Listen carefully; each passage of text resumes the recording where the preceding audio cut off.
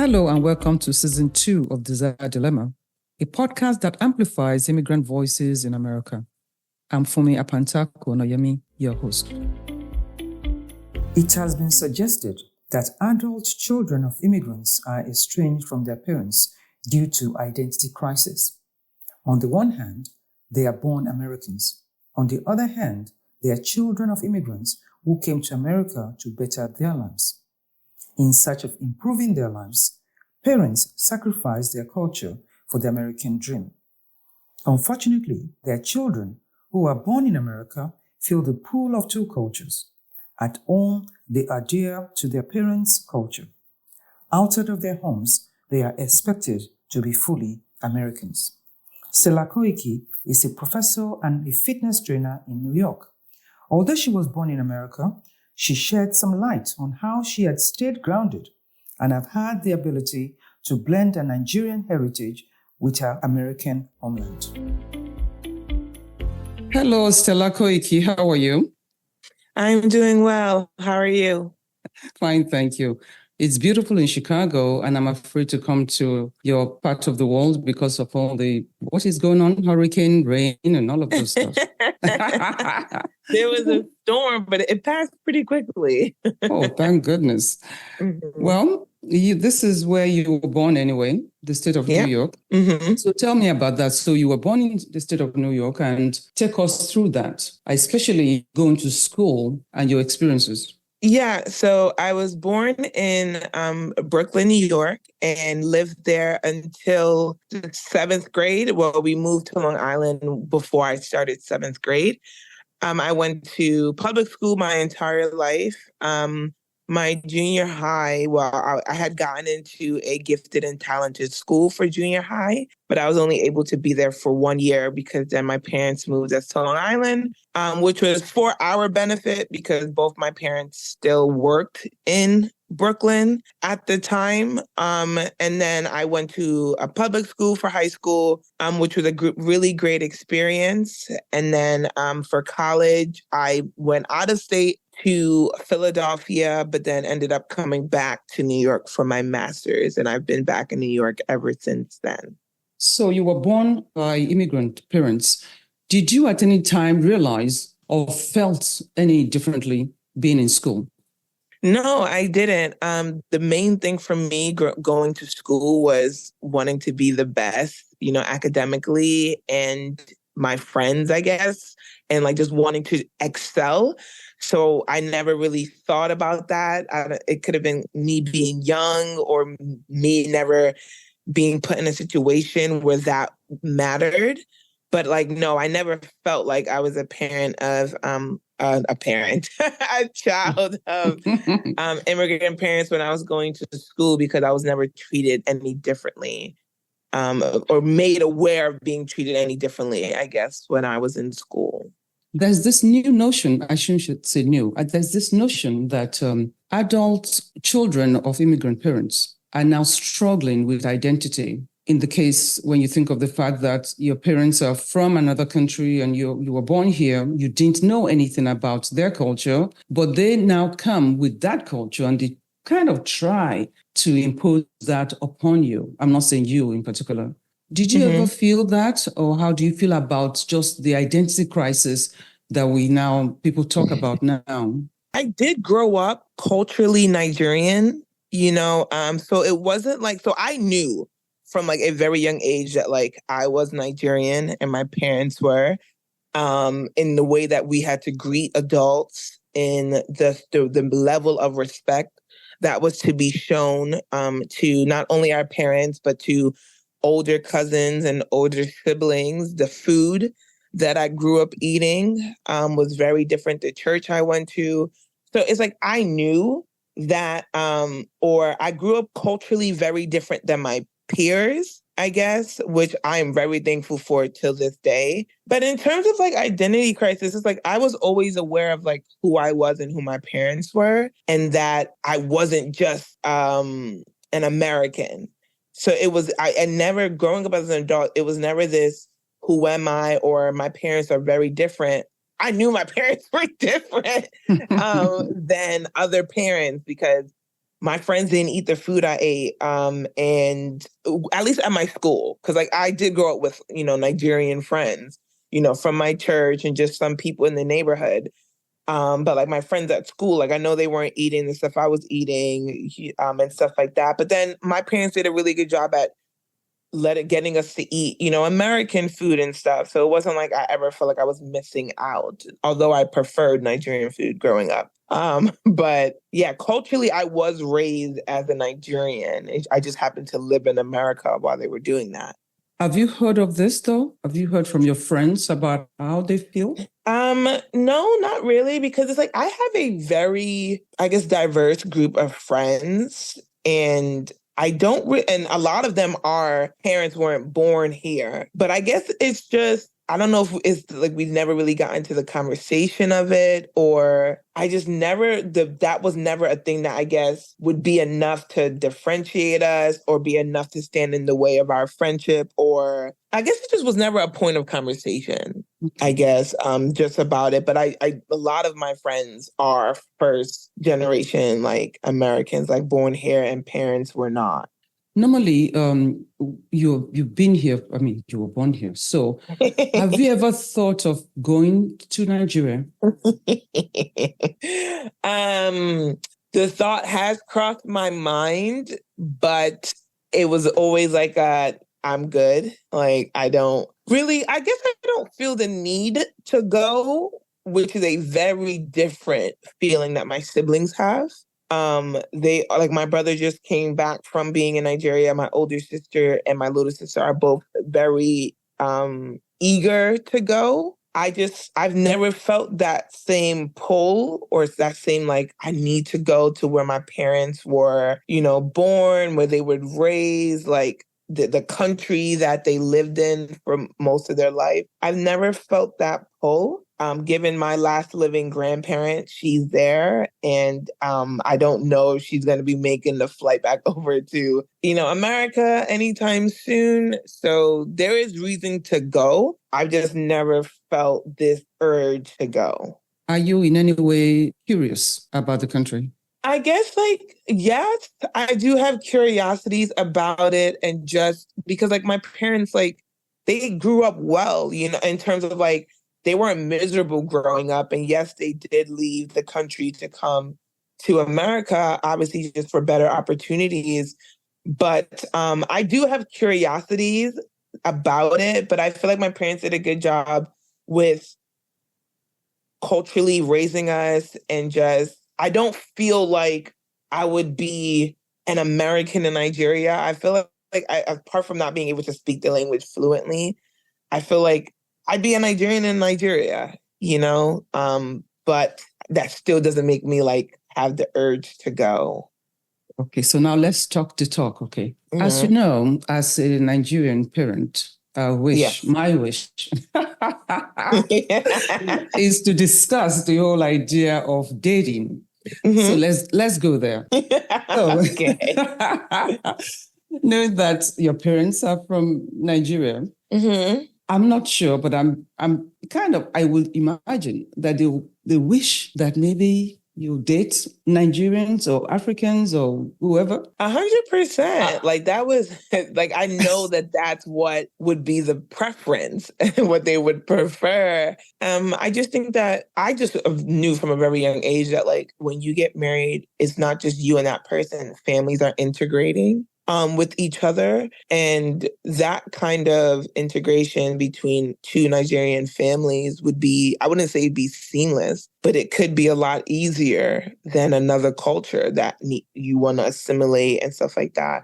So I wouldn't like there was never you have to like date a Nigerian, you have to like, that was never my parents, but I do know that it would make things easier, and I'm sure that they would prefer it. But I also know that they would never be upset if I didn't. It was never a thing of, they were never the type of parents that were like, if you date somebody else, oh my god, like it was never that.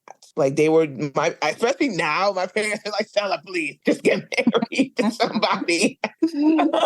But no, it was never a point of like, what are you doing? Or like, you should do this. But like, I know like it, like they would be happy, you know, if I did, but I think they would be happy either way for me. Mm-hmm.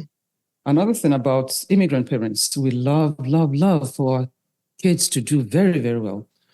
And when we say do, not only do we want you to do well in school, we also want you to succeed in your career. Yeah. Tell me about that journey for you. That was always a big thing. You know, I grew up with a grandfather who was an engineer, and when he stayed with us, we were always having to do extra lessons. So when I was in second grade, I was having to do third grade work. When I was in third grade, I was having to do fourth grade. Like, it was never a thing where you were meant to be at the level, I guess, or the grade that you were in. You were always supposed to be studying at a higher level. My handwriting was a thing that had to be good. Like, you know, like the twos that have like the bubble on the bottom. Like, I was not allowed to write my twos like that. My twos had to have a straight line on the bottom. So to this day, that's how I write my twos, with this straight line. I was always expected to do well in school, but that pressure is interesting because I felt that pressure a lot more than, let's say, like my brother did when we were in like high school together. Or like, I just felt this need to excel at a high rate, especially in school. Because I think a lot of my identity was in, you know, I was smart, or I am smart, or I get good grades. And that was my thing, you know, like getting good grades in school and wanting to be successful. And like my parents really want that for us. They just want us to be better to have a better life than they did or they do. And even if my parents are millionaires or anything like that, they would want me to be a billionaire. If they were a billionaire, they'd want me to be a trillionaire. That was something that was always instilled, that be better than us. We want you to have a better life than us. We want you to do well. We want you to succeed. And we're going to do everything we can to get you there. Yeah. So that was something that was very instilled at a very young age for us. When you talk about the writing, I remember one of your stories about coming home to your grandpa and you had a very good grade, and all he saw was that you didn't write something right. Yeah, I got 100 on that test, and I showed it to him, and he was like, your handwriting, though, is not good. And I'm like, I think we're missing the 100 on the paper. But you know, it's like my grandpa, he had high standards. You know, it's like his handwriting was impeccable. So he just had very high standards for himself. So he had those high standards for us as well. But that wasn't something that, and I'm thankful for, that didn't shake my confidence. Like, I didn't leave thinking that my grandfather thought less of me or anything like that. It was just, okay, there's another level in which I could be at. You know, it's like, yes, I got the 100, but my handwriting could have been neater. So next time I'll get the 100 with neat handwriting, you know? So that never shook my confidence. It just made me want to just be better. That's another thing they talk about in terms of immigrant parents, that we're so strict. And for some of that, because of that strictness, some of us or some of our children have actually become estranged from their parents. What do you say about that? Yeah, my parents were strict, and it wasn't just my parents. It was like all my aunts and uncles in the vicinity. When I was young, I was a very like rule follower. Like, I never wanted to get in trouble. Like, I never wanted to do anything out of line. I didn't like getting yelled at. I didn't like, you know, or anything like that. So I did everything I could to like stick to the rules. And it was rough at times, to where I would say to myself, I'll never raise my kids like this. But as an adult, I am so thankful, because I just see just some of, like, you see these kids sometimes when you're out or in public places, and I'm just like, I would never have been allowed to do that or talk to my parents like that. or throw a fit like that in public. Like that would never have been a thing. And I am so grateful now. And I'm like, yeah, I think I'm going to, a lot of things that were instilled with me growing up that were strict, it protected me from a lot of stuff. And it's why I'm able to be where I am now. Because a lot of that strictness and a lot of that discipline was instilled in me when I was younger. And even though I hated it at times, and I was just like, I don't understand, why can't I go to a sleepover? All my friends are doing it, you know? I'm very thankful for it now because it kept me from being exposed to a lot of things when I was younger that protected my innocence and just protected just the goals that I had for myself and that I was able to achieve because my parents were strict when I was younger. So you said that actually has helped you. So tell me, how did that translate to what you now do in terms of your career? So right now I am a professor and I'm also a personal trainer. And both of those require discipline. Even just the idea of like studying and preparing myself to lead and to teach other people. That discipline my parents instilled in me really placed in me like this ability to work hard to achieve my goals, this ability to sacrifice, fun and enjoyment if it meant I needed to study or it meant like I want to get my master's in a year. So it means that I need to do everything I can to achieve this. So even though there was like, it's funny because my brother says the same thing too. He's like how even when we were younger growing up, these things were rough. We're so thankful that we were raised the way we were because it was a good thing, even though at the time we didn't think so. So like I said, like my parents instilled in me discipline and the ability to sacrifice something now for something that I wanted more in the future. So I'm very thankful for that. A lot of kids are coming into the country today and they have no idea what they're coming to. So first of all, they have to have the challenges of being immigrants, and then they have to adapt to the American society. What would you say to them to encourage them? The biggest thing I would say is find a community. That is something that is essential because trying to come here, if I was to come now, I don't even know, honestly. So a community is a very big deal. I think if they're coming to this country now, especially because like you're having this conversation now about all these things that people are feeling. And I was fortunate enough not to feel these things growing up, or, maybe I was just blissfully like unaware of it.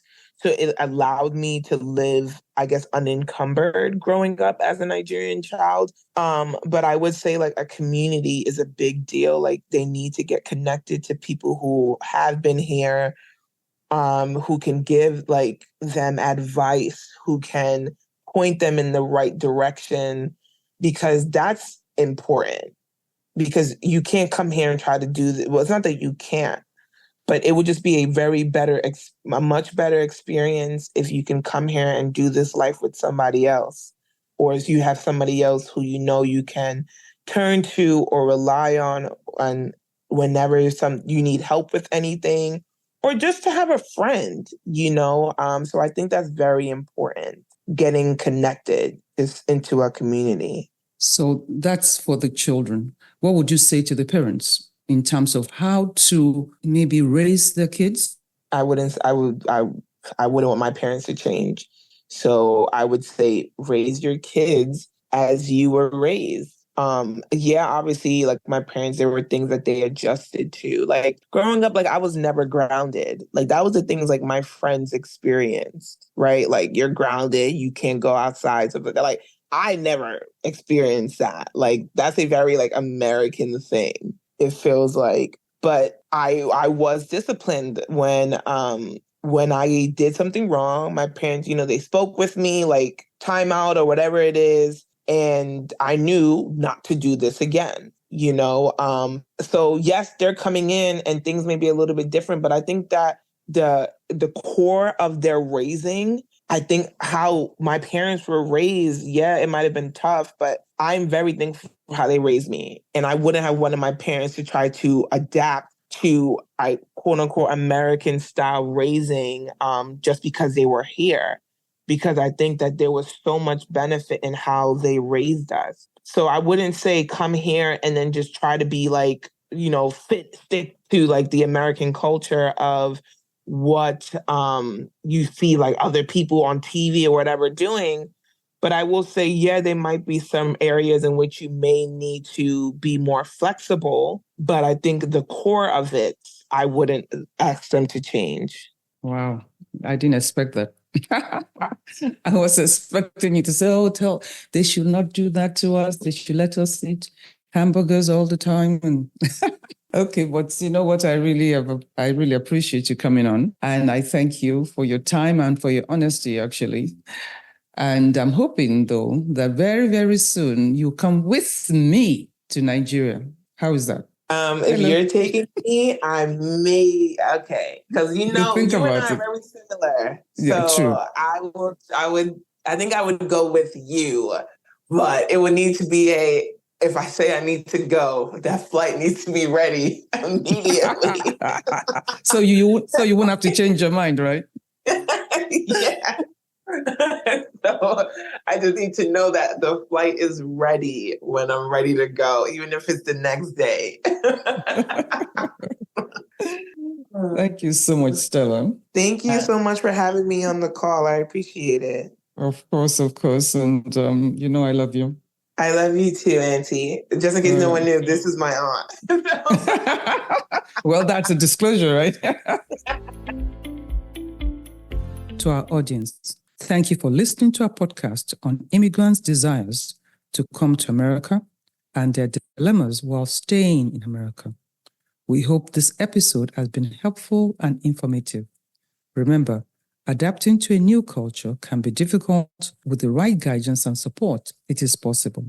We want you to share our podcast. We also want you to call us or go on our website, desireddilemma.com, for more episodes. Thank you so much for being with us today and have a wonderful rest of your day.